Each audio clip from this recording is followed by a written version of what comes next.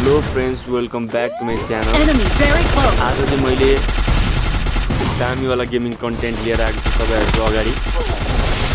अहिले नयाँ आएको update search near by teammate भनेर आएको अप्सन छ, त्यो अप्सनलाई कसरी इनेबल गर्ने यो भिडियोमा तपाईँहरूले आफ्नो फोनमा सेटिङमा गएर बनाउनुपर्छ र आफ्नो आइडीमा आएर हेर्नुपर्छ। त्यो कुरालाई हेर्नु होला। सो तपाईहरु सबभन्दा फर्स्टमा सेटिङमा गएर लोकेसन सर्च गर्नु होला। लोकेसन सर्च गरिसकेपछि त्यसमा फ्री फायर आइडीमा जानु होला, हजुरको फ्री फायर एप्लिकेसनमा। त्यहाँ गएपछि पर्मिसन्समा जानु होला।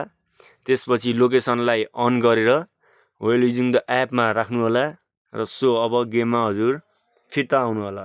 हजुरको गेम अगाडिदेखि नै लगइन छ भने फिर्ता आउनु होला। सो म आइसके र अब हजुरहरु सबभन्दा पहिला एड फ्रेन्ड्समा जानु होला। त्यहाँ गएपछि हजुरले सर्च नियर बाई भनेर अप्सन पाइहाल्नु भयो। हेरौँ अब यहाँ के हुन्छ। कोही छैन यसमा, 500 मिटर टाढाको टिममेटहरु देखायो, फ्रेन्डहरु यसमा पनि छैन र आइसक्यो एउटा मेरो फ्रेन्ड। ओके, सो यो ट्रिक काम गर्छ। यो ट्रिक हजुरहरुले इनेबल गर्नु होला। Thank you.